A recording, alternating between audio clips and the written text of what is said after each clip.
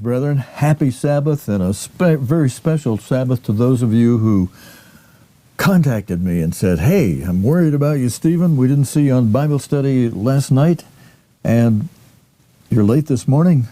We're wondering what's going on. Now, at times like those, I have a couple of suggestions, but first of all, let me just wish you a happy Sabbath, Shabbat Shalom. Remind you that today's date on the Hebrew calendar is the 21st day of the 10th month. And now we're setting up new equipment which will eventually become backup equipment for us. And, I noticed we're getting a stream signal indication that we are being intermittent. Oh boy. Hey, I see, I see an email that just came in from Walter Little up in Canada, and I'm just going to read that real quickly. Good morning, Stephen. I wish you a happy Sabbath. Oh, let's see. He's asking me for some advice. I better keep private.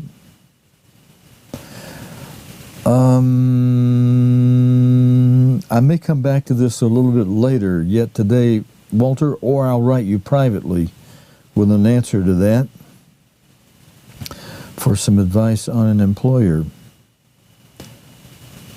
Okay, yeah, I've had to deal with that, so I can give you some personal help and some suggestions I know from other people, too.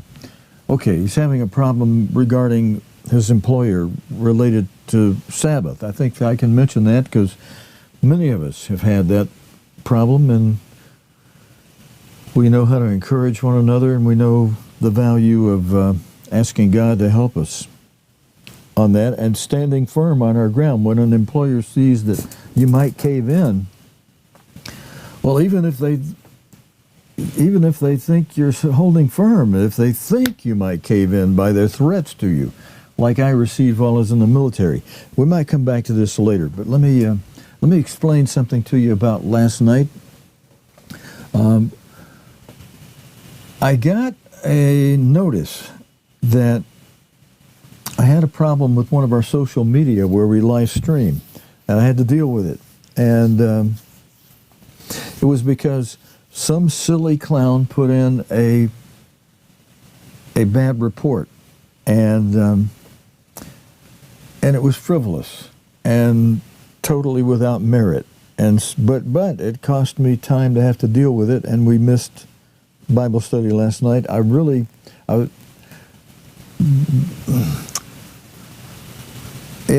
it afforded me an opportunity to share something with you today in the form of a video that I'm a little bit excited about. And in fact, but I'm seeing we're having an intermittency on the streaming, and I maybe should go check a few things that might correct that problem. So I tell you what, if you don't mind, I'd like to see if rebooting our modem will take care of that streaming intermittency problem. I don't want it to be interrupting while we are running a certain video this morning for you. Now, it seems to be holding steady right now, and if it'll hold like that, we could just keep going. All right. I'll try to keep going rather than interrupt us. I did mention that today is the 21st day of the 10th month on God's holy sacred calendar. On the pagan Roman calendar, it is the 21st day of January 2023. Now, on the Roman calendar, that means we have just another week to go, a week and a couple of days. This is a 31-day month. No, wait a minute. I'm looking at the wrong side. I'm looking at the civil calendar. This is a 29-day month on God's holy sacred calendar, the Hebrew calendar. So we just have one more day in this 10th month. Then, boy, are we clocking out, are we counting down toward the next feast day, Pentecost. Well, I see our stream is interrupting. Brethren, I tell you what, that's not a good, healthy sign. Even though it's awkward, I'm tempted to sign us off and ask you to come back in 5 minutes and let me see if I can do a couple of things that, from our end, that might help the stream to hold a little more steady. Actually, let me do this. Let me check a couple of things I have here. We'll check my iPad. All right, looks like we're coming through with a solid signal on the iPad. It doesn't seem to be breaking up. I can come back to this page with Walter later.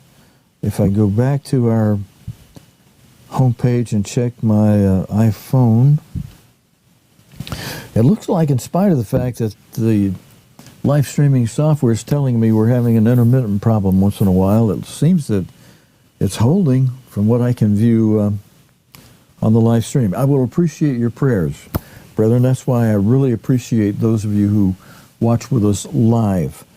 And we need to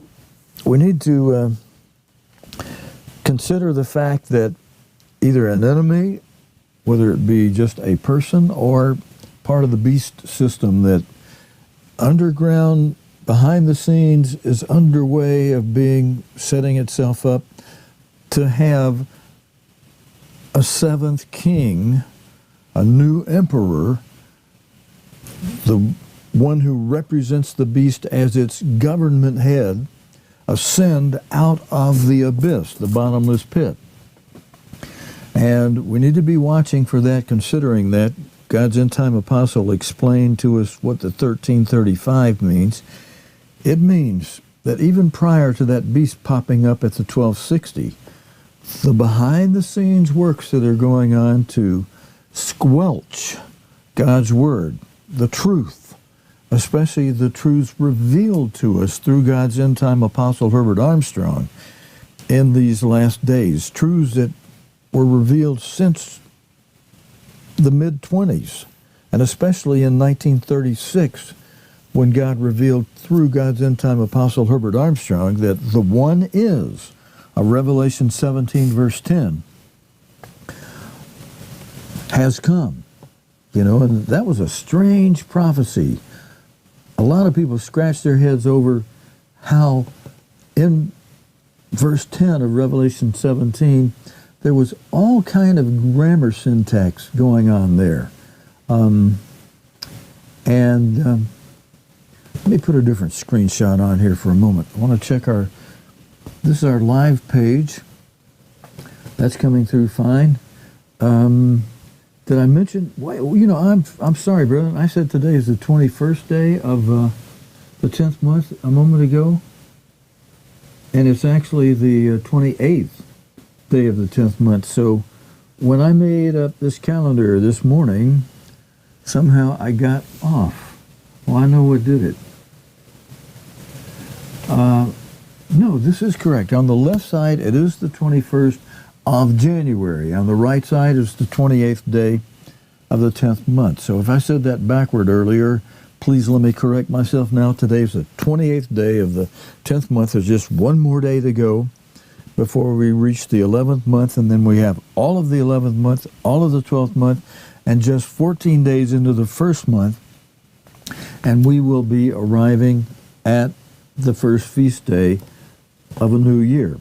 And that feast day will be Passover, as many of you know, in the evening on the 14th, right after sunset. That will be, let's put up the holy day calendar for the whole year.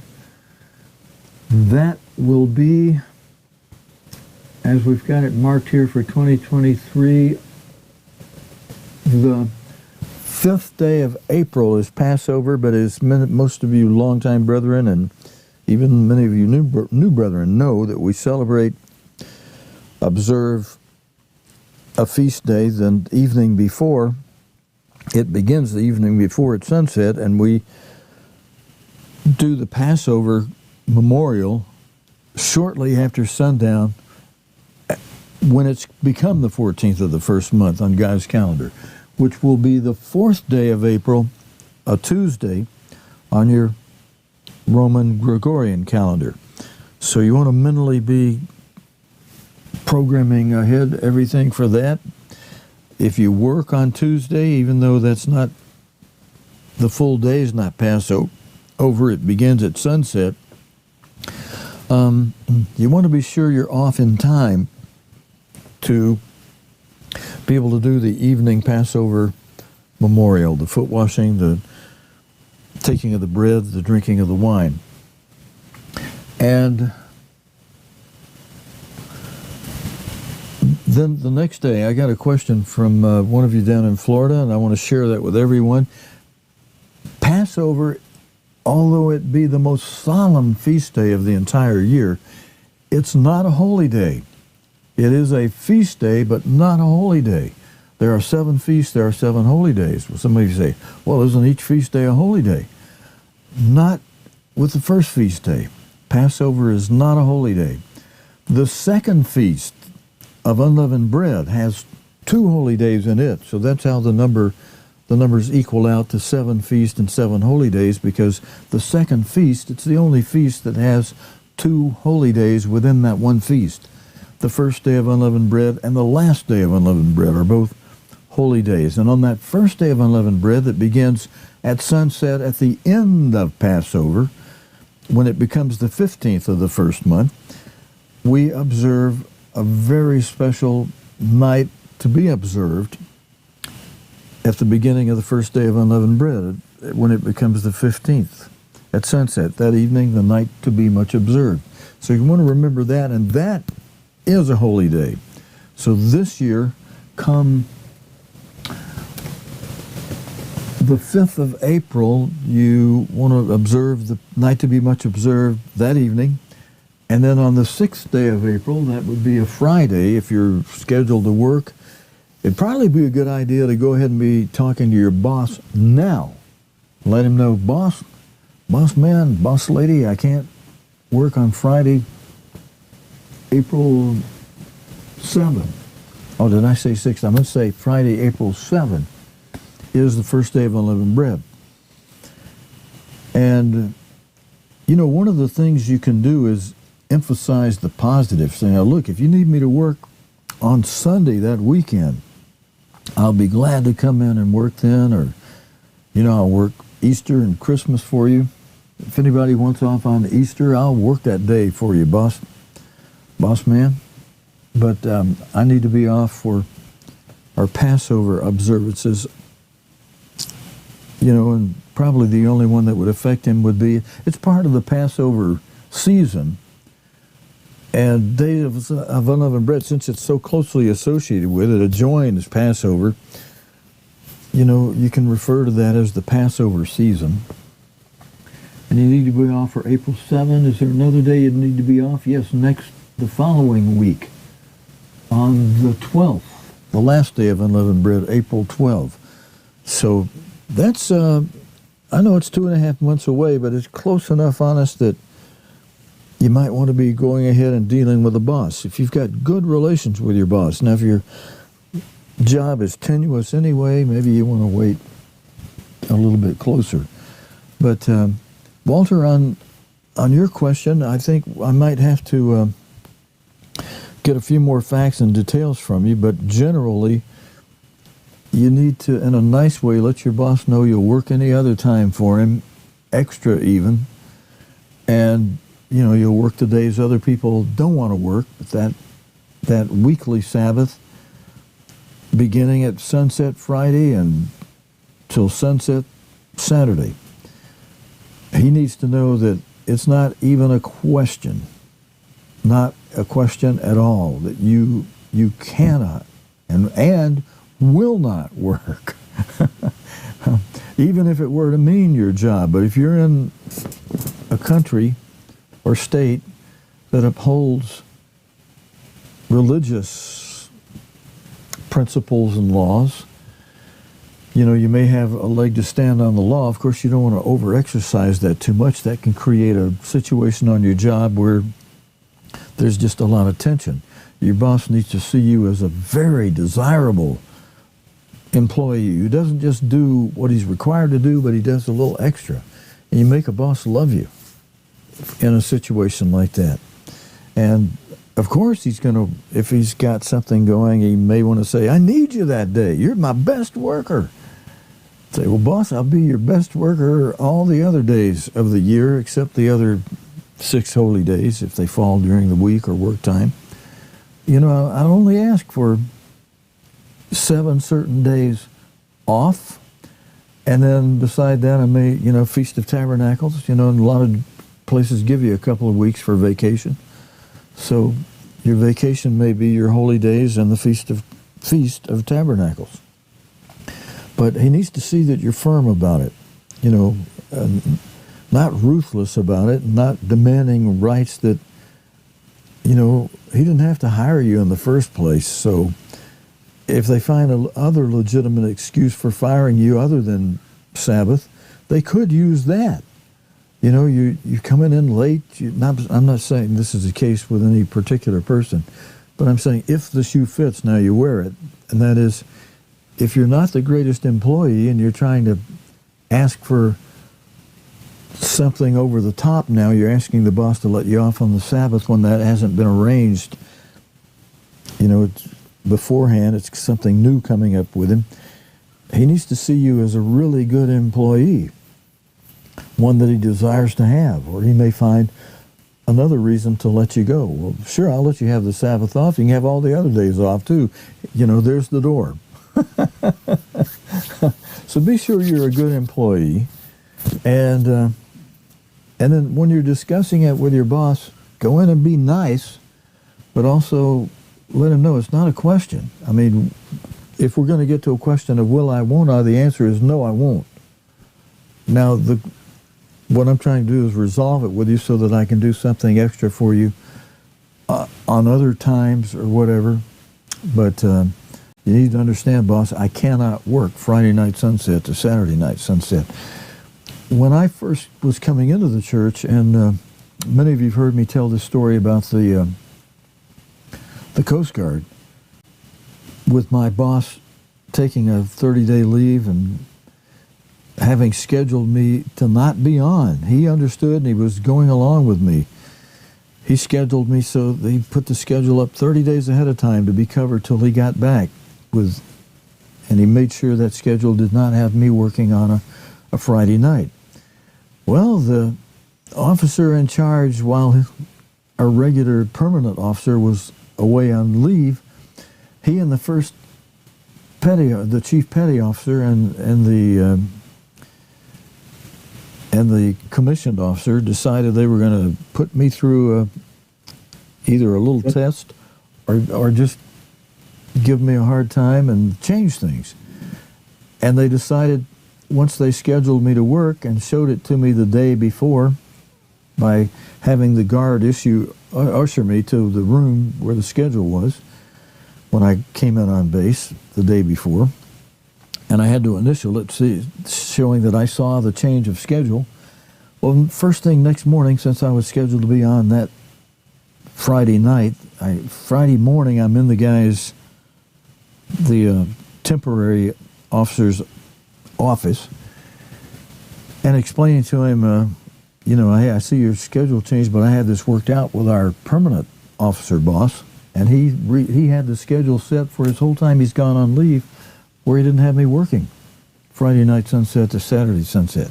Well, he's gone and I'm in charge now. And if you don't show up, we're going to put you in the Marine brig. Well, I said, sir, I don't want to go to that Marine brig, but if that's the option, you don't need to wait till tonight to find out. I'm not going to be on duty. And I mean, it was already clear to me that he had his will and intention set. And I thought, okay, you need to understand this is not a game I'm playing with you, and that there's no question. You don't need to be sitting around waiting to see if I'm going to come in tonight. I'm telling you right now, sir, I will not be on working that duty. I will not be working on the Sabbath. I'm not coming in, no matter. I said, I put my hands in front of me, crossed them, and said, you might as well put the cuffs on me now. If you're going to haul me over to the Marine brig, the Coast Guard didn't have their own brig jail system, so they had an arrangement with the Marines. If one of our Coast Guard men violated something and needed to be put in the brig, he would be escorted over to a nearby city where the Marines had a brig. And I said, you might as well put the cuffs on me and take me over there now, sir, there is no question. I mean, it's not a question at all. You know, I'm telling you now, I will not be there. He said, do you know how bad, how horrible the Marine brig is? You know, he proceeded to tell me all the bad things he could think of about how bad it is, and I knew that already. I said, well, sir, I don't want to go to that brig, but if that's the only option I have, if that's it, you don't need to wait till tonight, sir. You might as well put the cuffs on me right now. I will not be on duty tonight. And when there's no one on that radio watch tonight, then let it be on your head, not mine, because I'm telling you now, there's not a question, sir. I will not be there tonight. Now, when I'm saying be firm, that doesn't mean you're not going to go through a long discourse. For the next 4 hours, I went in at 8, and it was a little after noon before or maybe just before noon, but right around noon, he storms off out of his office, goes upstairs to the, well, it wasn't really his office, it was my permanent boss's office, but he was temporarily using it while he was, quote unquote, in charge. He storms upstairs to the commanding officer. When he left, his face was blood red, angry. When he came back, it was amazing. His face was even redder.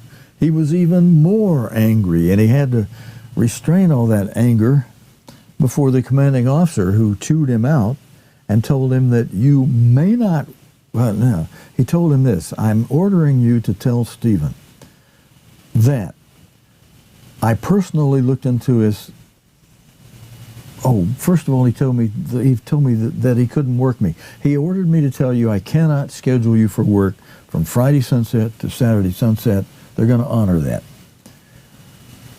And he also ordered me to tell you, and this one he hated that first one, but he really hated the second one.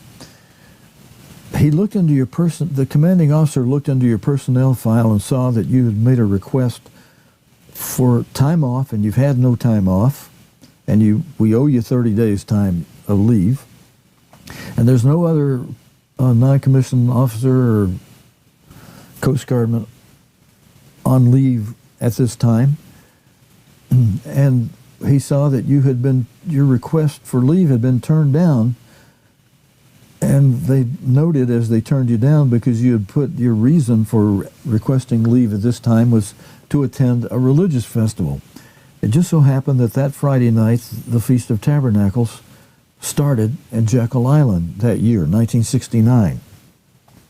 And the local minister for that area, where I was in Miami, Florida, said, well, Stephen, since they turned down your leave request, just don't work the high Sabbaths, which that year happened to be the same as the regular weekly Sabbath anyway. He said, just don't work the high Sabbath, and you'll have to stay back and work the other days. You'll have to work on those feast days. They're not holy days, so you can work them. And, and the Coast Guard's in control, and you have to do what they say. You're like a slave to them. So, and I was really looking forward to going to my first feast, but I settled my mind on it. Okay, I can't attend the feast.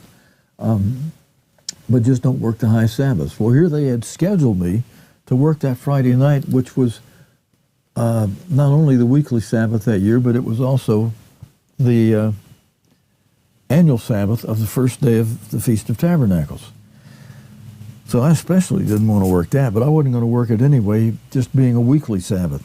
So here I'm in this argument, and I get this wonderful news that, to me, it was wonderful news that God had intervened right through the commanding officer of the base, telling this lower officer he cannot schedule me for work, and he ordered that officer to tell me that he could not.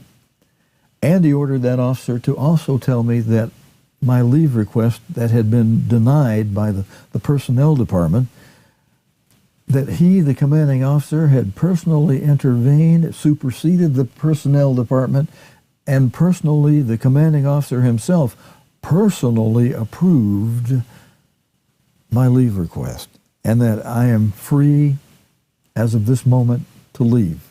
And it was Friday morning, Friday afternoon now, just afternoon, the feast starting that night. I'm in Miami, Jekyll Island. How many miles away? Miami's the southern tip of Florida. I had to drive the entire length of Florida and then 100 or 200 miles into Georgia to Jekyll Island. But boy, was I delighted at that news. As soon as he told me that, he said, and you're free to leave as of right now. I saw no reason for any further discussion. I said, sir, thank you, sir. Snapped a salute, snapped my heels together, did a 180 and tore out of that. Walked fast, and then ran once I got outside the building, grabbed my duffel bag, threw it in my brand new GTO, 69 GTO that I'd bought a few months before. And I hadn't really broken that GTO in yet, though. Only places I was driving was to Sabbath services and over to a deacon's home where I was working on my CO request. And so I broke that GTO in on the way up to Jekyll Island and got to attend the feast. So I hope that's encouraging to you, that sometimes in the worst seeming situations, I was threatened with a Marine brig if I wouldn't work on the Sabbath. But by being firm about it, and I was nice, even though I would be firm and say, sir, if you're going to send me to the Marine brig when I don't show up, you might as well not wait. You might as well send me over there now, because, sir, there's no question. I won't be there tonight. And when no one's on watch, let it be on your head, not mine, because I'm telling you now, sir, I will not be there. Man, was he mad. And I can just hear what he was telling the commanding officer. But the commanding officer was inspired by God to feel like that man has a right to that religious belief. He's sincere about it, and we're going to honor that. And you have to honor it. And since he was turned down for leave to attend his church's religious festival, I didn't know this till now. So you see how this whole thing caused an issue to come up where I'd been turned down for leave and wasn't going to get to go to the feast. And by standing my firm about the weekly Sabbath, the other issue came up, and God intervened on that too and said, hey, the commanding officer personally approved my leave request so I could attend the feast. So look, just be firm about it. And if it's only a job where you're not going to be put in jail if you don't show up for it, they're going to threaten you though to lose the job, God may open up the door to another better job for you. All right, I don't want to beat that over the head too much, but since especially many of us are assembled by the internet from your home, and there's not other brethren, unless you have social media where, other brethren can encourage you. Be firm about not working on the Sabbath. I mean, God says no servile work.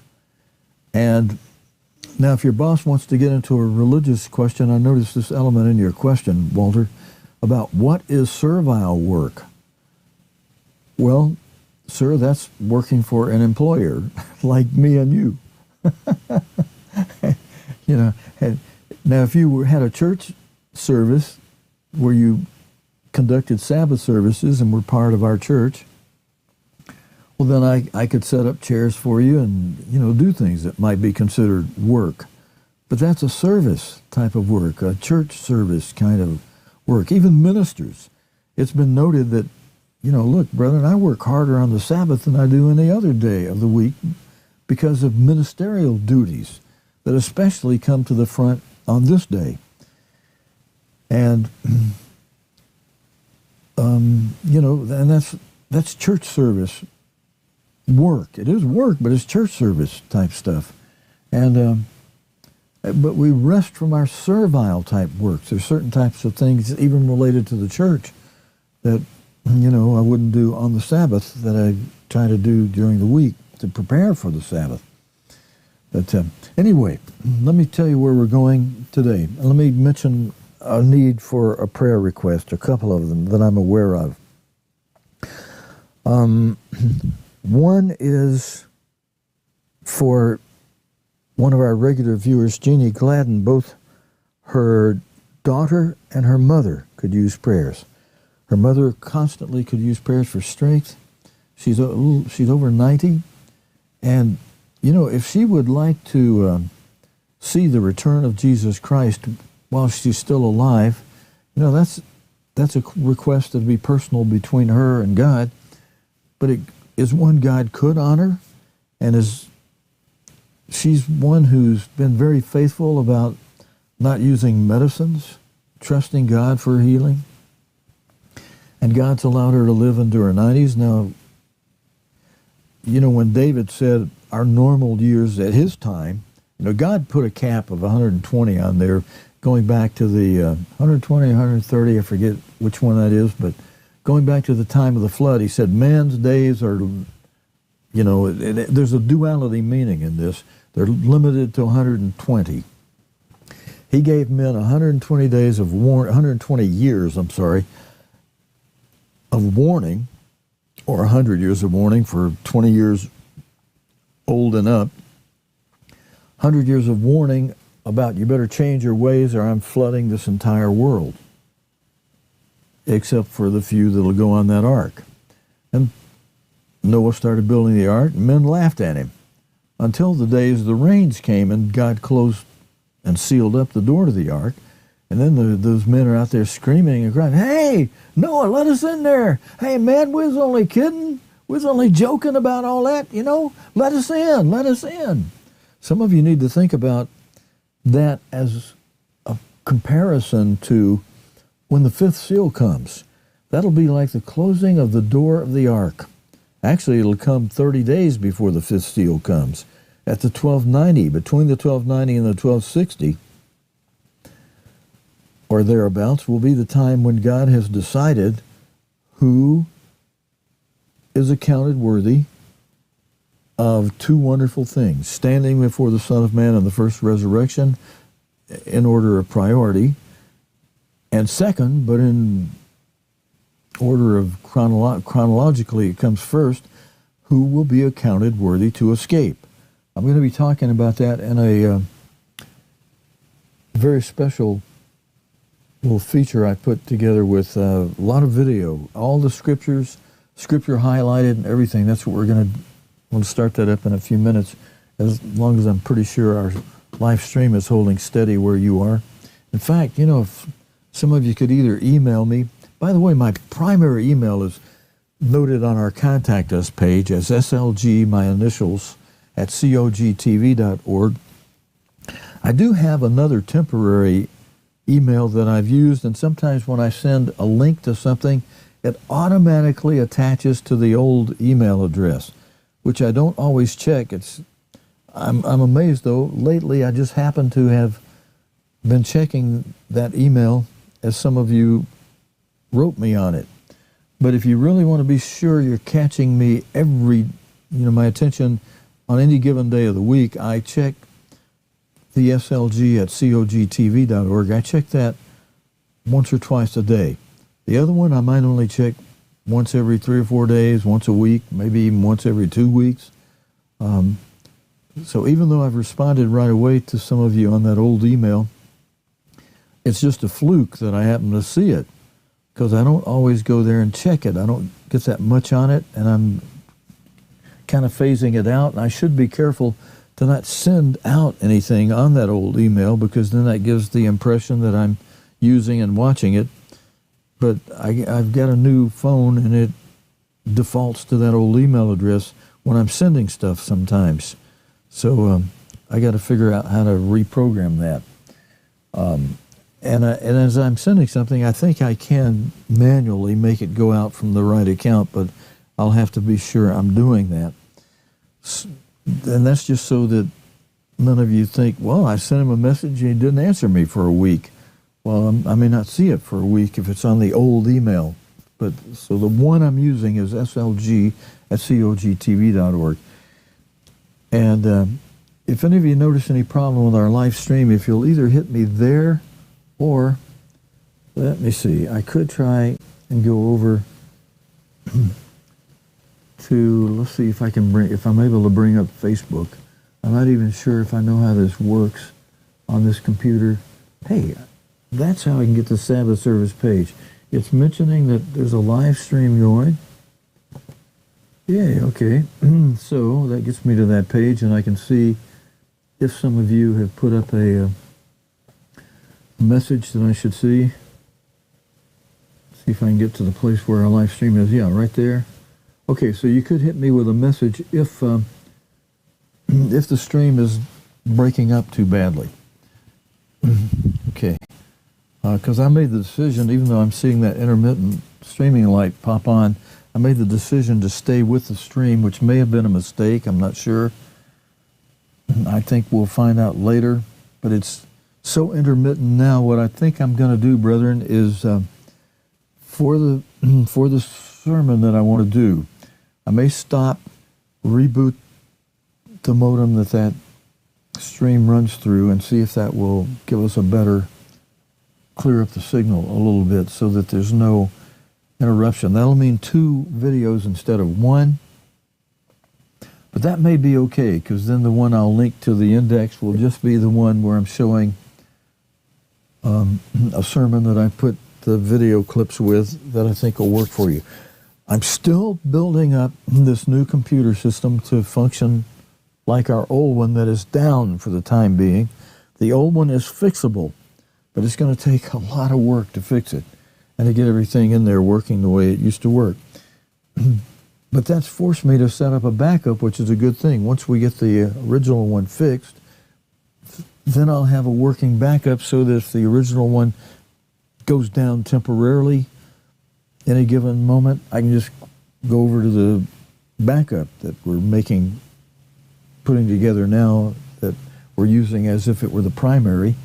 But it's not, I don't have it all set up yet. It's a lot of work. Over 10 years, I set up things that worked nice and smoothly, but I'd set them up little by little. And now that I'm having to set all that back up, it doesn't happen overnight. So I'm just sharing with you some things that this ministry has to deal with. Okay. Oh, you know what may be causing a problem? I see some audio that I'm glad we don't have it switched on, so it's not competing with us, but it's probably taking up a lot of the streaming power. And that's from our web page. I think what I'm going to do, I'm going to close that page out. Okay, now there won't be as much fighting for computer power. That may help some. So I'm learning with you live today, brethren, of what we may need to do. I see another one. I'm going to close that out. That's probably hogging up some of our computing power. And I'm only using an i5 where our main computer was an i7. And I may have to have a backup that has an i7. I'm learning whether i5 will handle all the stuff I used to normally do. Okay, I noticed by knocking those 2 out, we stayed steady on the lights a little better. And, okay, now one of you asked me about where to find the page that has the holy days on it. I've got that on the screen right now. It's either our date today or our calendar page. And this date today page, I have it fixed on the yearly calendar. But there's a menu tab called Calendar. And on that calendar page, we have the feast days, which I've gone over with you recently. We have the feast days for the entire year on that calendar button on our website at cogtv.org. That stands for Church of God Television, which is not a church group. It's not a church group. It's not a church you can join or become a member of.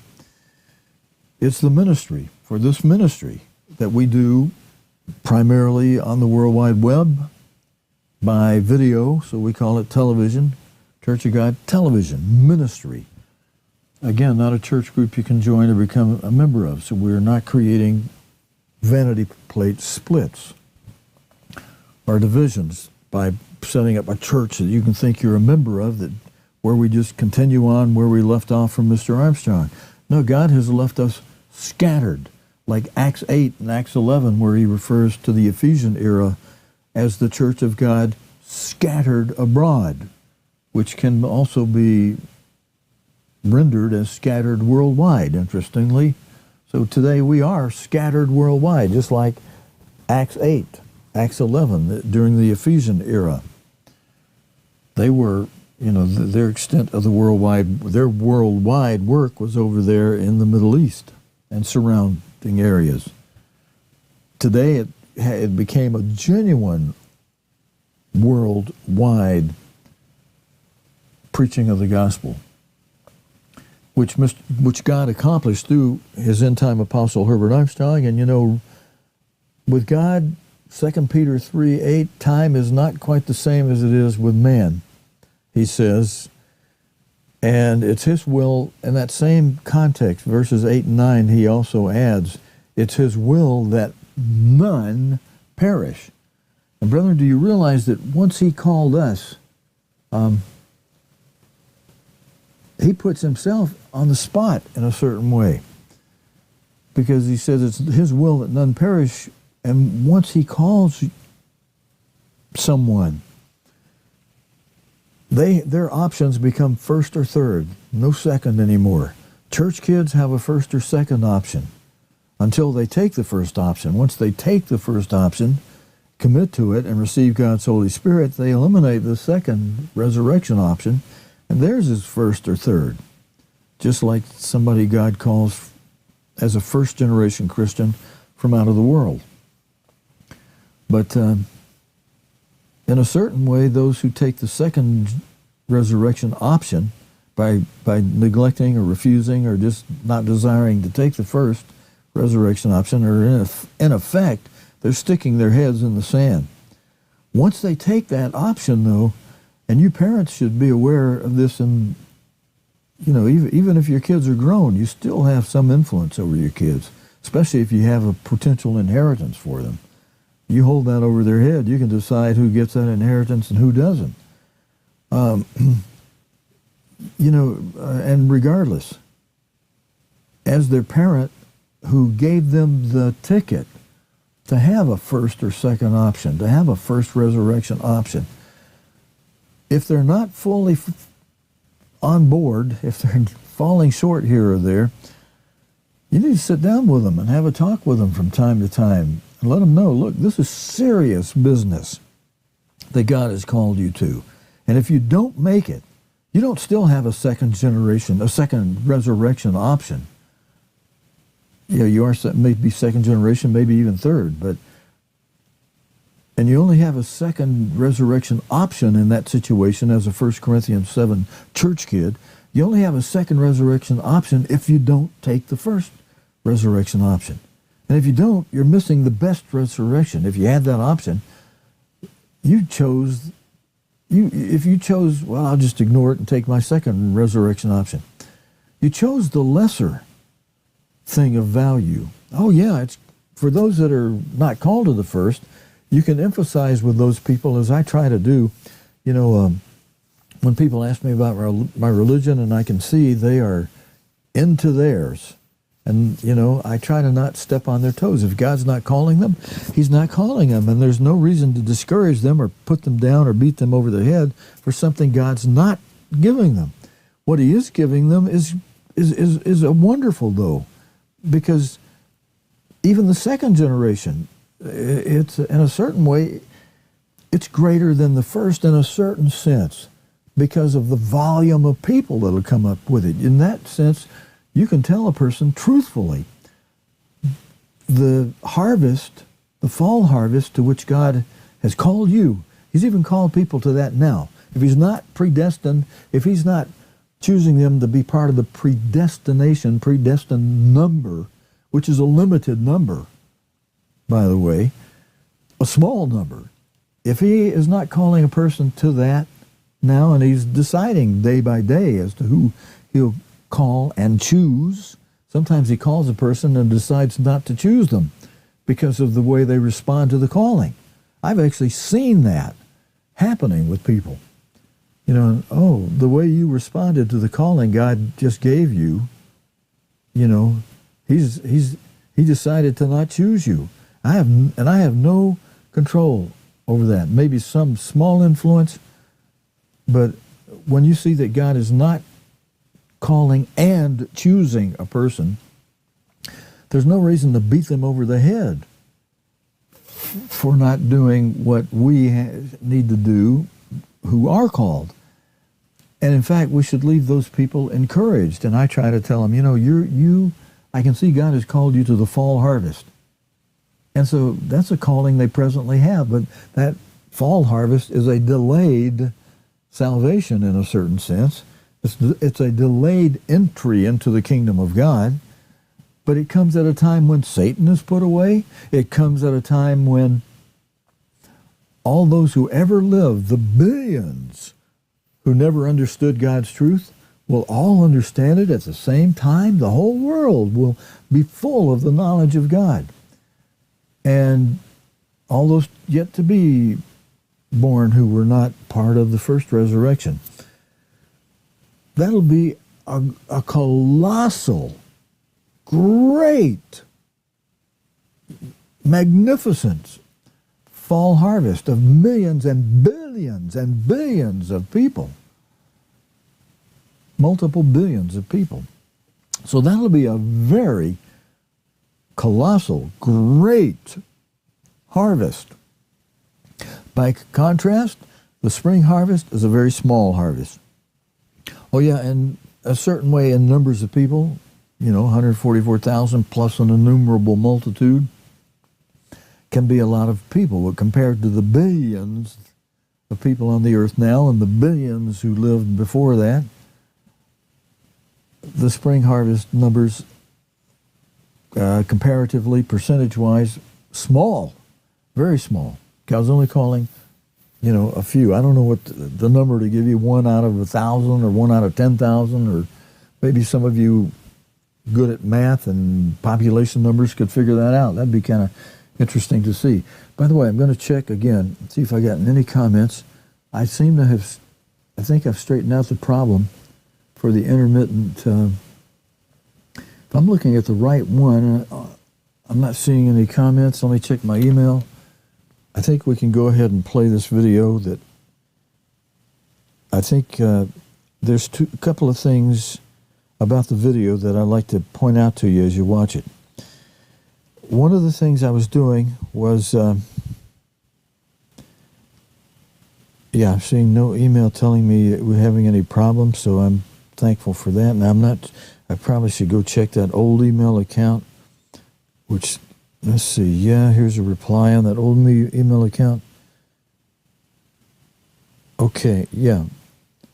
All right, so somebody who was greatly concerned and worried, now they realize that we're okay this morning. And if we didn't lose anybody while the stream was being intermittent, maybe you're still there, and that's great. I wanted to say this related to the streaming, though.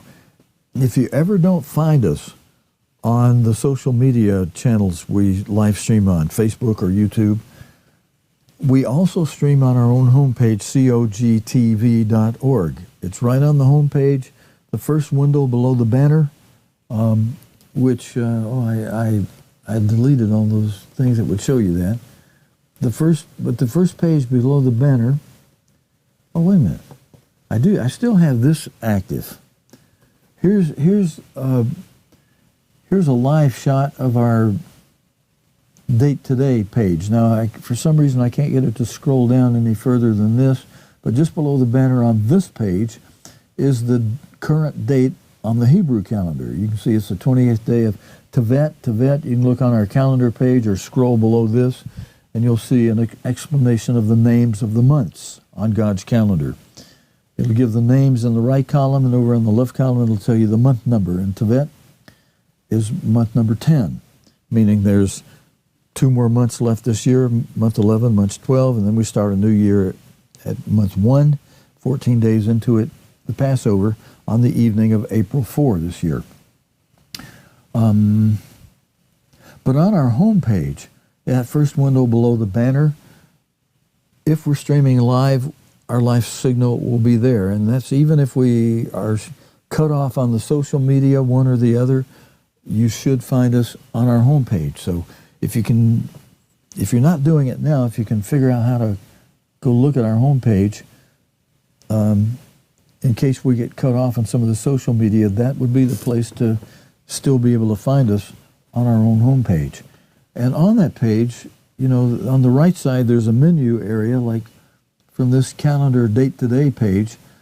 On the right side where you see the contact us, there's other buttons that say archive video, library, other things that are helpful. And if you did want to send your tithe or offerings to this ministry, there's a button over there. It's labeled Holy Day Offering, but a lot of people who want to send their tithe via electronically through a debit card and just do it quickly online, just hit that Holy Day Offering thing, and if it's not a holy day, we'll know it's a regular tithe and offering. So I'm not pitching you for that today. I'm just explaining those of you that want to support this ministry. That's one way. Instead of mailing a check, which a lot of people don't like to do today, I don't. I pay everything electronically through debit cards, and I've learned that is a safe way to do things, and it works, and it's helpful to us. Even though we have to pay a small percentage to the debit card company, to the processing company, it's less than the cost of driving a check to the bank for gasoline. So it works. What was I going to say, though? Oh, yeah, I wanted to thank Karen down in Florida for that picture that I used in the video we're going to show today, which I thought was a coin, but then she sent me this picture to show, no, it was a plate that somebody brought to me from Israel. You're going to see this plate in a picture that's not as good as this one in the video, and we zoom in on the area where, if you can see on this plate, I'm not able to zoom in on it right now, but there's a portion just to the east of Jordan that says Petra. And this Israel plate, I'm amazed. I'd like to contact the plate making company. They don't put that many cities on here. They put Jerusalem, and then on Jordan they put Ammon and Petra. And the only thing they leave out in there is the area called Moab, which represents the tri-wilderness area that God cites in chapter 11 of Daniel, where he mentions those three as being the only places on the face of the earth that are outside the reach of the beast during the Great Tribulation.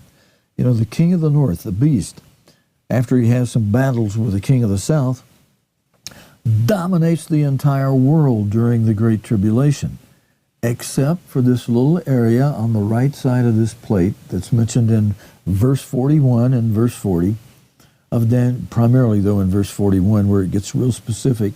You're going to see those scriptures on screen this morning from the video I'm about to play for you as we cover those scriptures. But the entire right side of this plate is the area that Daniel describes as the land of the children of Ammon in the north up here, on the right side in the north, and the land of Moab, and the land of Edom. Now, where you see Petra, Petra is at the southernmost tip of Edom. And even though Petra is not mentioned in the Bible in that exact termage, Petra rocks are mentioned. Petra is rocks. That Petra is mentioned in the Bible, but not in reference to this city, as many of you have heard people expound. But Edom is, and Petra is part of Edom. So those people that like to espouse or profligate the fact that Petra is not mentioned in the Bible, you should turn around and say tell them, yeah, well, the major area that Petra is in is mentioned in the Bible as being protected from the beast during the Great Tribulation. And Petra reminded God's end-time apostle with the rock walls at Petra and the narrow passageway between those two tall sets of rocks, it reminded Mr. Armstrong of the gelled up walls of the Red Sea at the time Moses and ancient Israel had after they had fled Egypt and Pharaoh sent his army to pursue them, going right through that narrow passageway in the Red Sea, and then God causes those walls to collapse on Pharaoh's army. I'm going to be explaining that with Scripture in this video I'm about to play for you. It's about a half hour, maybe a little bit longer. And I'll zoom in tightly on areas of this plate during that video, and then there'll be all the Scripture that I mentioned. It pops up on the screen because there's a lot of it. It makes it a little easier on you if you can see the Scriptures, I think.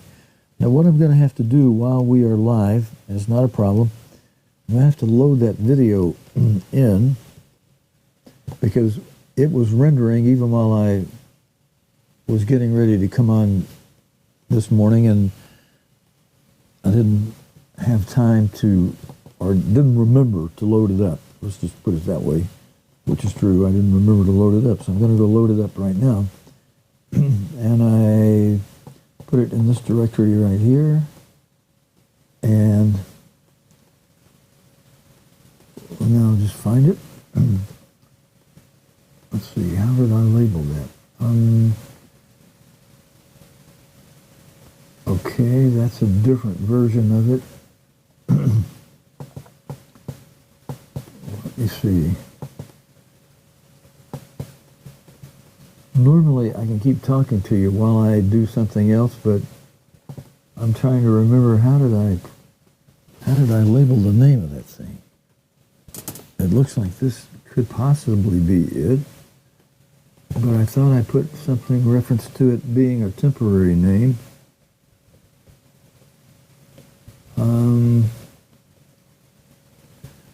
Oh yeah, that's not the one. All right, where did I hide that thing? Oh yeah, here it is. I put it in a folder called Bible Study, Sabbath Service. All right, no, this is not it. Oh yeah, here it is. Temporary. Okay, because it's only temporary. I'm still working, in the process of working it, but I'm going to show you what I got so far, especially because we referenced foreign languages in it, and I put the Scriptures that are referenced, I put them up very quickly for about 5 or 10 seconds each in the 7 or 8 different foreign languages that I hope to be able to start putting Mr. Armstrong's Bible studies and sermons into for brethren outside the United States who do not speak any English. And Tom Williams has made me aware that there are a lot of Spanish-speaking people in that situation. He also works with the people that presently serve the brethren in Portuguese-speaking countries, and there are some who speak no English, and then also in German, especially since there's some attention to German. Greetings, Paul Kiefer, and French, and I do want to try to find some brethren in France.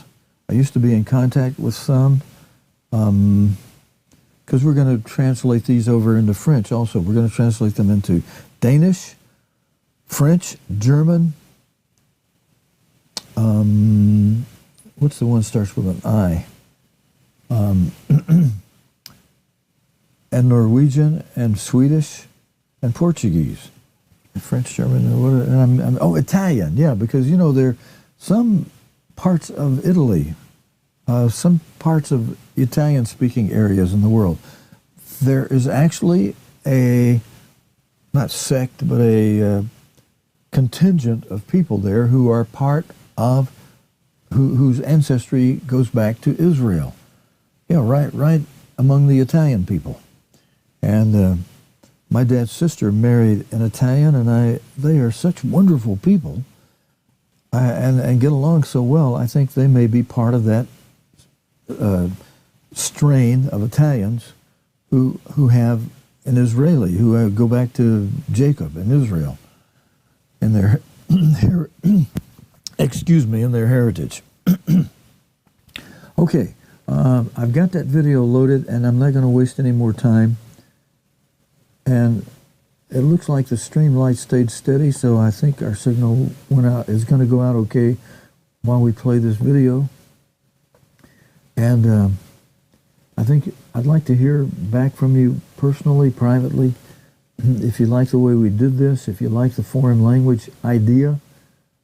Actually, it doesn't matter whether we like it or not. If it serves brethren in those areas, if I only hear from one or two in those areas who it helps, to me it'll be worth the work that I'll have to do and I'm going to need some help. So I'm going to ask God to provide that help. And, so I'm not going to pitch you right now. I'm just going to ask God to do that. All right, here's the opening slide for this video, and I need to make sure the audio button is turned on. It is. So, brethren, this is a Sabbath day when we are to come before God prayerfully, reverently, and be of a mindset where we want to learn something. And what we're focusing on in this video here that you'll hear, which is from a Bible study that I did about midnight one night. After I thought I was live, I fortunately had recorded it. The live stream did not go out that Friday night Bible study a week ago. I know some of you tuned in and watched it, that late hour, wow. But it was only audio then, like a slide, like me talking now, whereas this video you see right here, it has, from the very beginning all the way through it, it has constantly changing scripture slides. And so I hope you'll be of a mindset, especially since the subject that we're focusing on is the importance of doing what Christ and our Father says do over and above, over the top, OTT, over the top, beyond just keeping the commandments. Because verse 17 of Revelation 12 says, those who are left behind, who are called a remnant, that term should be reserved to people in the future who fail to come out of a Laodicean attitude, which you have time to do. I was mentioning the ark and the door to the ark being shut and comparing that to when the Great Tribulation begins, and about 30, 45 days before that, when those who are counted worthy to escape are flown via two wings of a great eagle. By the way, I want to thank Karen Xavier for that picture of the eagle that she sent that is in this video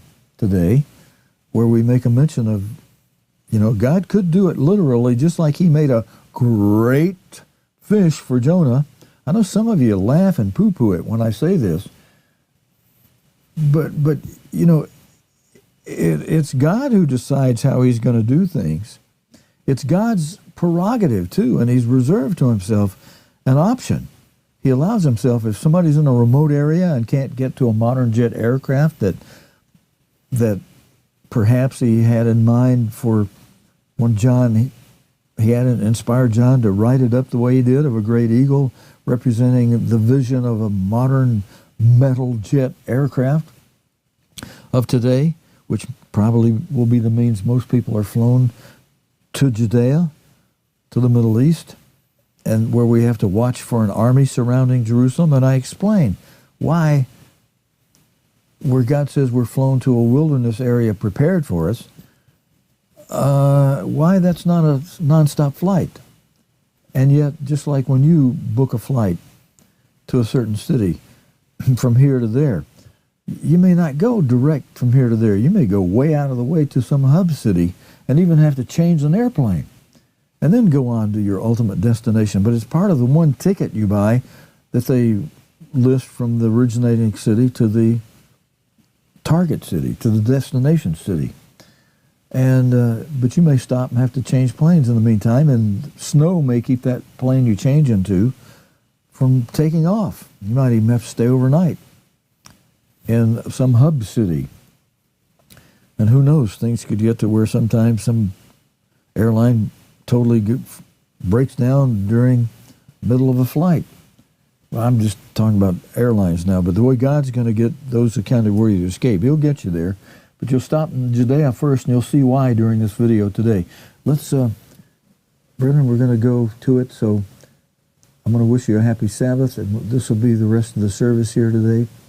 And I hope you'll be, it's 51 minutes, so we have just enough time to play it. And I hope you'll be of a mindset to receive and understand what we're talking about here. And if you don't, I encourage you to go to our contact page, get my email address if you missed it when I gave it to you earlier, and write me and say, I've got this question or that question. I'll be happy to try to answer it for you.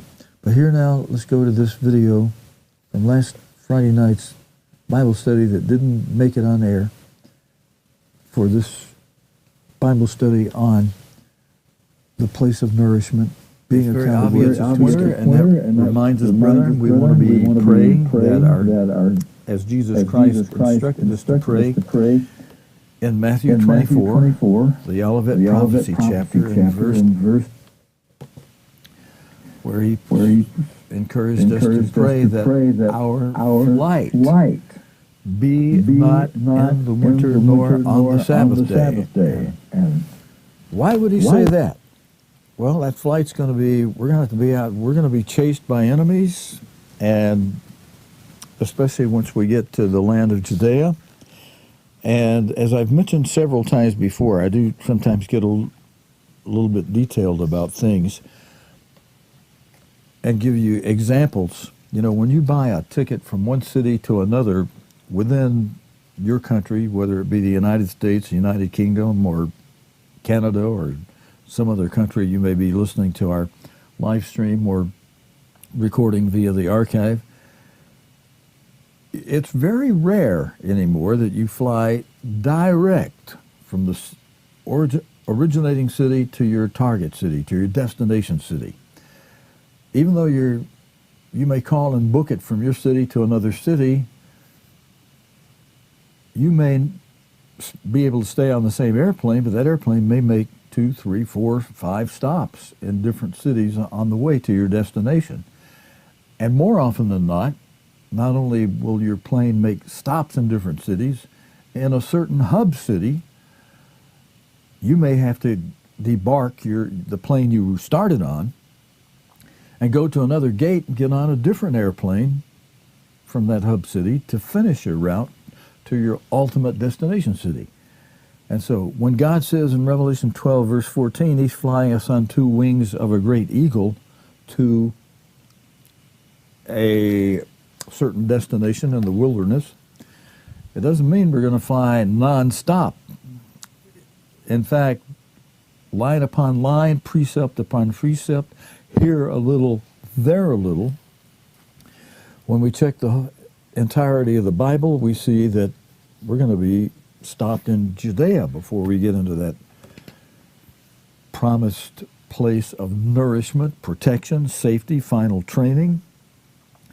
And we're to watch for the abomination of desolation to be set up, and an army surrounding Jerusalem is our cue to, as I put it sometimes, it's our cue to skidoo. And when we see that happen, we're told by Jesus Christ to flee to the mountains. And if you want to look that up with me, you'll find it in Matthew 24, and then I'm going to start in verse 20. Verse 20, we see the encouragement by Christ to be praying that our flight be not in the winter, neither on the Sabbath day. Now, I emphasized the word flight because in Luke 24 and verse 36, Christ talks to us about escaping the next major event in prophecy, a promise that he gives that if you do 2 prerequisites over and above keeping the 10 Commandments, you can be accounted worthy of a promise Christ makes on behalf of our Heavenly Father, that if you do the watching and the praying, so that you may be accounted worthy of 2 wonderful spiritual goals, which should be our top 2 spiritual goals. Number 1, to be accounted worthy to stand before the Son of Man in the first resurrection. And that's the most important spiritual goal according to God's end-time apostle in a private conversation he had with yours truly. When I asked him, Mr. Armstrong, your 7 Laws of Success book talks about physical goals. It talks about praying to God.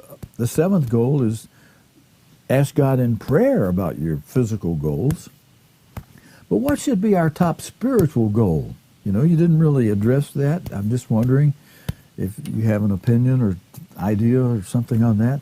He said, yes, Stephen, your top spiritual goal should be that you are accounted worthy of the first resurrection, to stand before the Son of Man in the first resurrection. And your second most important spiritual goal should be to be accounted worthy to escape the coming great tribulation. Wow, he wasted no time immediately saying those should be our top two spiritual goals. And the way he worded it, I recognized that he was quoting Luke 21, chapter 36. And if you turn there, and I'm going to flip there right after I just back up 3 or 4 or 5 verses to verse 15 of Matthew 24. When you're in Matthew 24, and this, before you go to bed tonight, this would be a good Sabbath study for you, or first thing in the morning, if you're listening Sabbath morning, like many of the brethren in the United Kingdom have told me that listen to our live streams. They listen to it from the archive by recording the next morning as if it were their morning Sabbath service. And then they tune in live with us in the afternoon for the actual live stream as an afternoon service, which is a service we stream live early in the morning on the Sabbath. And that's why I start so early in the United States, so that it'll still be, as brethren in Canada and the United Kingdom asked me to do, so that it would be well before sunset on the Sabbath, so they could share services with us, those who like to tune in from there. But sometime on the Sabbath, this would be a good Bible study to do. Go to the Olivet Prophecy. Go to Matthew 24. Go to Luke 21. Go to Mark 13. Those 3 chapters are parallel chapters. They're worded just a little different because each one has a different author. One is written by gospel writer Matthew, the other by Luke, and the other one by Mark.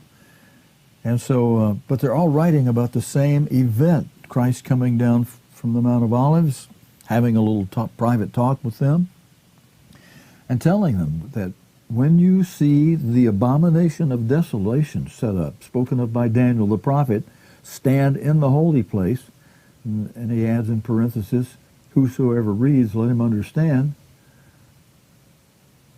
You know, I want to back up to verse 14, though, just for a moment.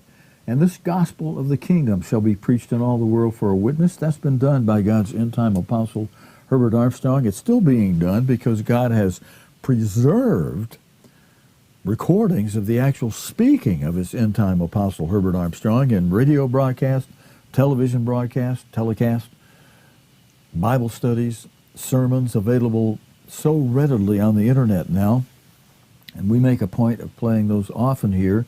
And I've actually created a new goal. I'm going to be talking about that more tonight, of not only playing the Bible studies and various things by Mr. Armstrong, but God willing, something I've started and turned into a much bigger project than I thought it would be, of making sure we have accurate transcripts and then scrolling those on the screen while Mr. Armstrong speaks, and then translating them into Spanish and French and German and Italian and Norwegian and Dutch and Portuguese, and making them available to brethren who don't speak English or speak very limited English, who either live in the United States or in other countries. And Tom Williams, if you're listening, that's really my question to you about how we were doing with the transcript. Was designed not just so we could do a good job on that, but to get something that lends itself to being something that we could have a word for word, idea for idea, principle for principle, because word for word doesn't always work in translating languages. It has to be the entire sentence and paragraph and the idea, everything in syntax and in context. But if you're in Matthew 24, one of the 3 Olivet Prophecy chapters, when I say one of 3, they're really all writing about the same event. It's just 3 different writers writing about the same event. So if you're in Matthew, starting in verse 14, after he mentions that this gospel shall be preached in all the world for a witness unto all nations. And then, when he says the end shall come, he's actually talking about these latter days we're in now. The end times will come, a time that had prophecy sealed up from Daniel, sealed up from the Apostle John, who wrote in 90 A.D. from the Isle of Patmos, in prophecies and a dream, a vision given to him about end-time events that he wrote about in the book of Revelation, and that were sealed up until through God's end-time apostle and most faithful servant, Herbert Armstrong, revealed those to us during this days, today. You know, I want to take a moment out and say hello to my sister who tunes in, surprisingly, to me once in a while, and has been a great source of encouragement to my keeping up the Friday night Bible studies and the Sabbath services, even though we're had to go off because of licensing restrictions with the nightly news service, which I am hopeful that as we continue to put things back together, God will make it possible to get a daily program of that going again. And brethren like you, God's let me suffer some trials so that I would learn some things, how to be sympathetic and empathetic with many of you that suffer different things, and so that I would give some attention and focus to something that I had a little bit of concern for, but now I have even more concern for, and that's those of you who are what we've called 1 Corinthians 7 church kids, who grew up in the church, and some come on into the church and stay in the church of God, and some go out and do their own thing. When I say come into the church, I mean a fellowship of brethren, because the church is not a building. It's not an organization of men. The church is composed of members, human members of a body that God the Father put together, such that Jesus Christ, quoting him from John 6:44 and John 6:65, said that no man can come to me, to Jesus Christ himself speaking, except the Father draw him. And God's not calling everybody now. He's just calling a few to what's deemed by God as a spring harvest. And in agriculture, many farmers know the spring harvest. Many people know or should know, except that we're not an agricultural society anymore, so people used to go into the grocery store any time of the year and expect to see food there. But farmers know you better harvest and store that fall harvest in such a way that it lasts a good part of the year, because the spring harvest is a much smaller harvest than the later summertime, we call it fall harvest, end of summer going into the winter season and the fall. But Jesus Christ in the next verse in Matthew 24, verse 15 said, watch. And the time of this watching that he's calling for here, watch therefore, or when you therefore shall see, you got to watch to see it, the abomination of desolation spoken of by Daniel the prophet stand in the holy place. Whosoever readeth, let him understand. The last part of that verse says in parentheses. And then verse 16, then let them which be in Judea, flee unto the mountains. Now 2 points about that is Judea, it's the place where Jerusalem is. It's most likely the main stop of the flight that God mentions in in Revelation chapter 12 and verse 14. For those who are accounted worthy to escape, this flight via 2 wings of a great eagle, instead of being flown directly into the wilderness, will be stopped in Judea for a little bit of the period of time between the 1290 and the 1260. Now, I'll cover that in more detail another time. I actually want to keep this Bible study tonight kind of short, so we're a little later. We had some difficulties. I'm thankful to God to see that they are working out, software-wise and equipment-wise and otherwise too. And I'll tell you about some of the otherwise in a moment. But let me just finish my highlighting of a few scriptures that I hope you'll have in mind, and hopefully be inspired to read through Matthew 24. And if you want to read what the parallel chapters say and how it's said a little differently by two different authors speaking about the same event, then read Mark 13 and read Luke 21. And then especially notice in Luke 21 at verse 36, where after discussing and revealing the 6 seals of Revelation 6 in plain language, then Christ says between his description of the 4 active seals, and then he describes the Great Tribulation in verse 35 of Luke 21 as being a time that is going to come so unexpectedly on the whole world that he says in the next verse 36, watch therefore, so you won't be caught off guard, because verse 35 explains that the whole world, tout le monde, all them that dwell on the face of the whole earth are going to be caught off guard, unexpecting this event, because the words Christ uses in the King James Version, as it's rendered in the King James Version, is as a snare shall that great tribulation come upon all them that dwell upon the face of the whole earth. Or in simple terms, as the French people would say it in 3 words, tout le monde. It comes on all the world. Everybody in the world will be caught off guard by this. So he says, therefore watch. And even though you won't know the day or the hour until it has come, your watching will show God something and you something too. You'll know it's ripe and that the time it could happen any moment. And we, brethren, should be praying now, as Christ says, as I was going through it with you in verse 20. We're about to read up to the verses that lead up to verse 20.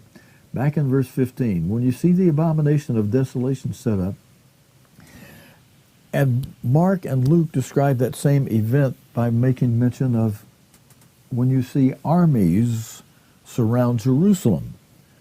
Same timing of events.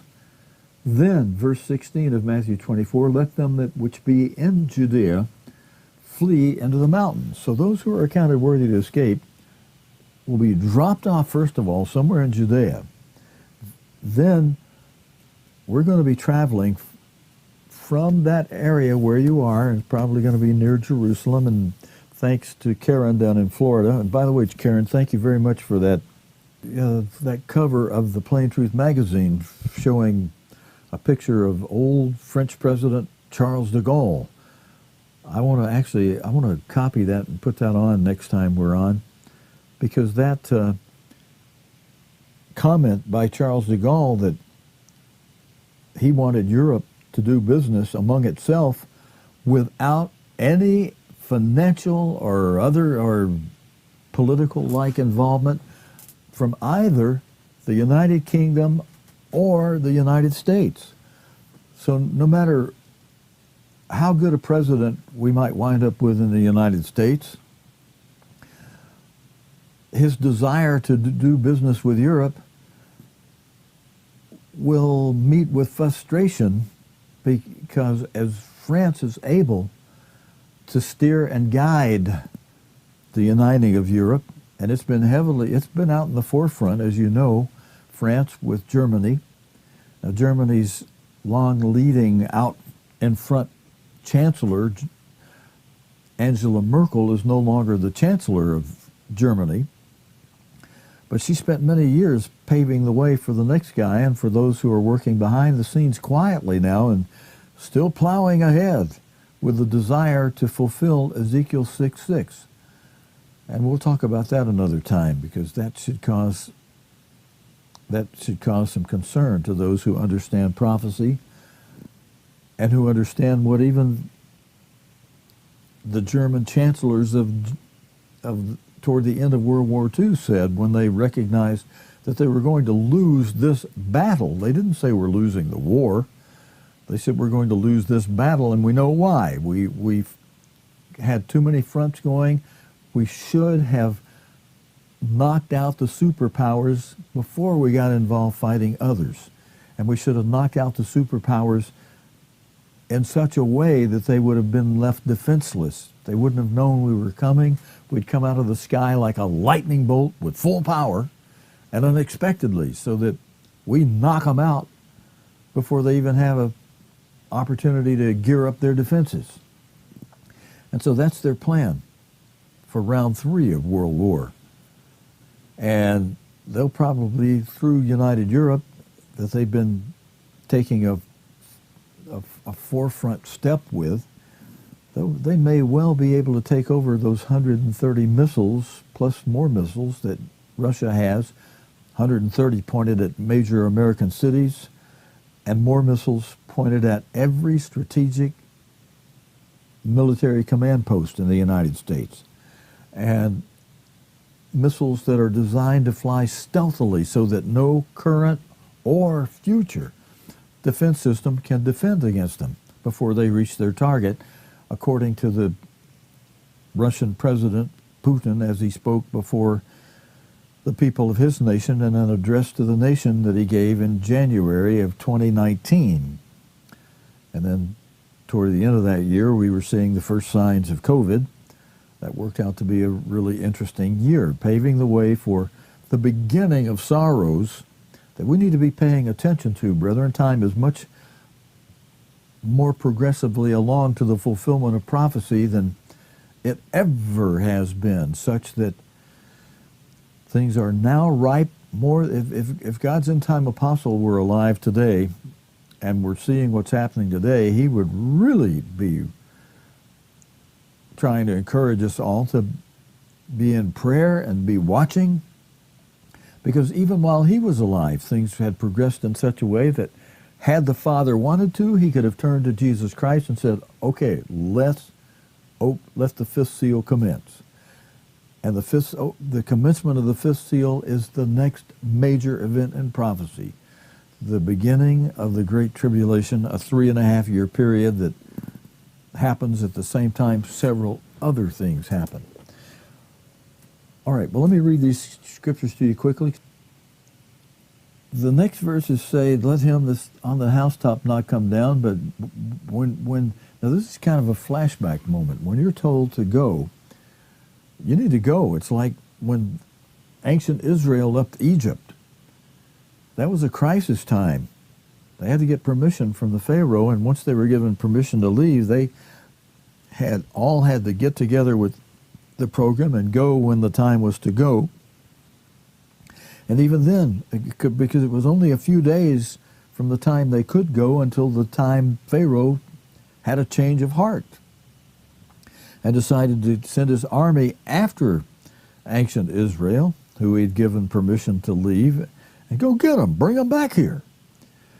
Well, there's a very similar situation that God describes in Revelation 12, right after verse 14, where he says, those who counted worthy to escape, he provides 2 wings of a great eagle. He flies them to their place prepared in the wilderness for a time and times and half a time. That's each time is a year, so you got 1 plus 2, that's 3 years, plus half a time, that's another half a year, 3.5 years that God's got a place of protection, of nourishment, already prepared for those who will be accounted worthy to escape.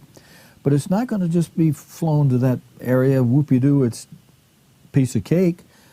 You're going to have to watch for the abomination of desolation, an army surrounding Jerusalem, and then, just like ancient Israel, flee a distance that's very similar between Jerusalem and the southernmost tip of the entranceway into the area. The only place in the Bible described as being protected from the king of the north, from the beast during the Great Tribulation, is an area described in Daniel chapter 40. I'm sorry, I should say Daniel chapter 11 of Daniel, and verses 40 and 41. It describes there a tri-wilderness area that God says he protects from the beast during the Great Tribulation. Well, duh, put 2 and 2 together. Where else do you think he's going to take his people, who are those who qualify under the terms of Luke 21, verse 36, to be accounted worthy to escape, all that's going to happen once the fifth seal commences, and given the escape via a flight by Revelation 12:14, 2 wings of an eagle. Verse 15 of Revelation 12 describes the same type of event that happened to ancient Israel after they had fled Egypt. And as they were en route, Mount Sinai stopped at the Red Sea, and here comes the pursuing army of Pharaoh. They had just traveled a distance from Egypt to the Red Sea that is equivalent to the distance between Jerusalem and Petra. Petra being the most southern point at the southern tip of Edom. Edom is the southern part of Jordan, and that tri-wilderness area described in verses 40 and 41 of Daniel 11. I'm going to let you read it yourself, but the southernmost tip is Edom. Edom's mentioned in that tri-wilderness area, and at the southernmost part of Edom is Petra. So don't tell me Petra is not mentioned in the Bible. Rocks are mentioned in the Bible, and Petra simply means rocks, but Petra is also a part of Edom, which is very specifically mentioned as part of the tri-wilderness area that's protected by God during the Great Tribulation.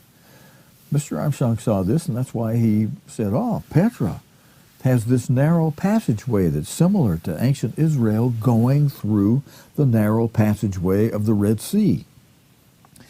And similar to that, Mr. Armstrong saw, ancient Israel had Pharaoh's army chasing them through that narrow passageway in the Red Sea. And verse 15 of Revelation 12, right after saying, God saying, I'll fly you on 2 wings of a great eagle, he says the devil. Now you got to understand the devil is interpreted in verse 9 of Revelation 12 in terms that are used in verse 15 of Revelation 12. The serpent cast out of his mouth. Let me go there for a moment. Let me make sure I'm using the right terms. Yeah, we've covered enough of Matthew 24, and I already told you Matthew 20 tells us to pray that our flight be not in the winter nor the Sabbath, and the word flight really keys in nicely with Revelation 12, verse 14. When I say nicely, by that I mean it keys in logically. It keys in with you being able to take the clues and put it together so you can understand it. And the serpent. Now, it uses the word serpent in verse 15 of Revelation 12, but God has already defined serpent or great dragon. In verse 9, both of those terms are said to be the being who's called the devil and Satan. So this serpent that is mentioned in Revelation 12, verse 15, is the devil, and where it says he cast out of his mouth water as a flood, in prophecy, water as a flood means an army. Bible interprets itself on that with plenty of examples in the Old Testament of water as flood being armies pursuing ancient Israel. And here we are, spiritual Israel, being pursued by an army of the serpent, the devil, in verse 15 of Revelation 12. That, as the rest of the verse says, that he might cause her to be carried away of the devil's army, the flood. But verse 16 says that just as God did for ancient Israel at the Red Sea, where he drowned Pharaoh's army in that narrow passageway when they foolishly pursued after ancient Israel that God was protecting, God describes in verse 16 of Revelation 12 a very similar situation where he is going to protect spiritual Israel in the same way he protected ancient Israel at the Red Sea. He says in verse 16, and the earth, this is how God does it, he has the earth help the woman. Well, how? How does he do that? Well, you've all heard in news stories about sinkholes, big holes in the earth opening up, sometimes with an earthquake, sometimes not. Sometimes the sinkhole just opens up. More likely, though, it'll be accompanied by an earthquake. And the earth helped the woman, and the earth opened her mouth like a big sinkhole and swallowed up the army of the devil, the flood, which the dragon cast out of his mouth. So here's spiritual Israel having journeyed from Jerusalem to Petra, just like ancient Israel journeyed from Egypt to the Red Sea, and then those accounted worthy to escape are chased by an army of the devil, just as ancient Israel was pursued by an army of the devil through the narrow passageway at the Red Sea. Here, while those accounted worthy to escape are going through the narrow passageway at Petra into that tri-wilderness area of Jordan, east of the Jordan River, and the army pursues them through that narrow passageway of Petra, tall rocks on both sides of this narrow passageway. Those tall rocks reminded God's end-time apostle Herbert Armstrong of the gelled-up walls of the Red Sea.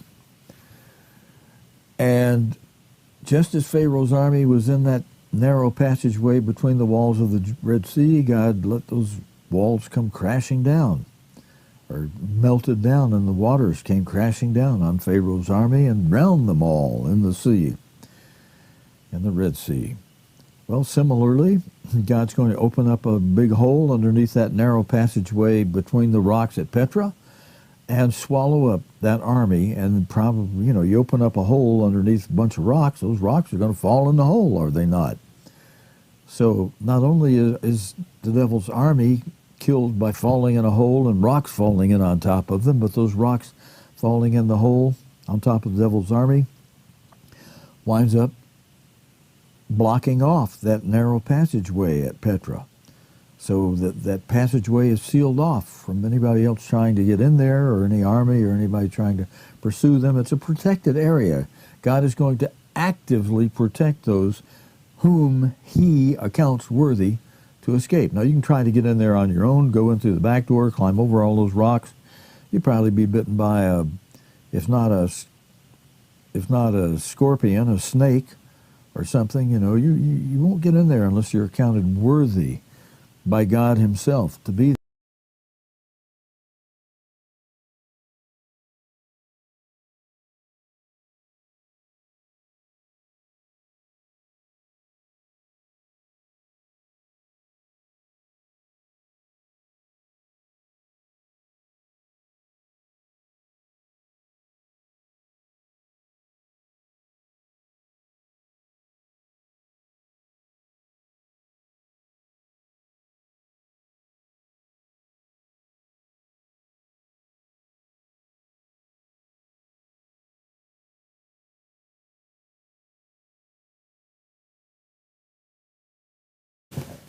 Okay, brother, I do want to come back with you here right at the end of this because I remembered some people who need prayers, and I've got to shut off this iPad because that I was I remembered some people monitoring. who need prayers, and I've got to shut off this iPad because I remember.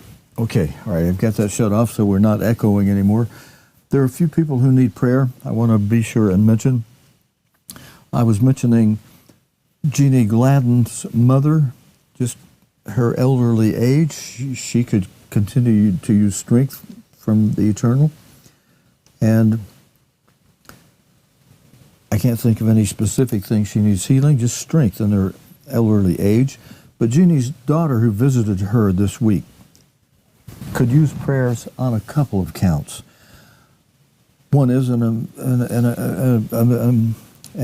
going to say immediate, but there's probably a better word to say, a recent illness that she is having. She could use prayers for that. And let me put something on the screen here.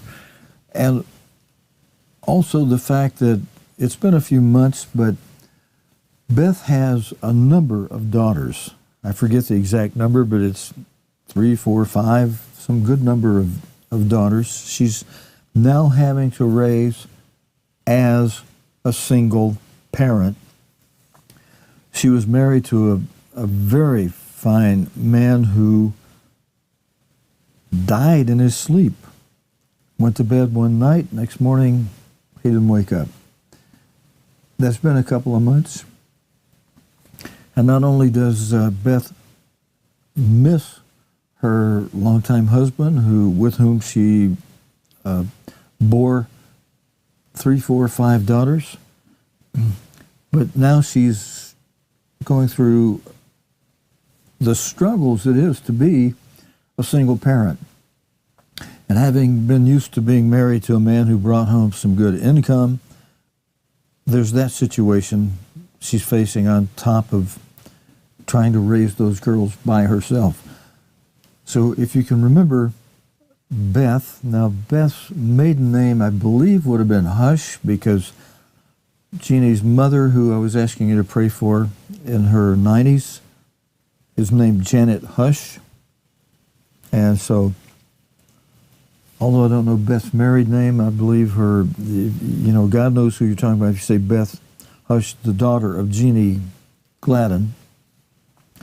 And those couple of things, recent illness and not only getting over the loss of a husband, the death of a husband, but also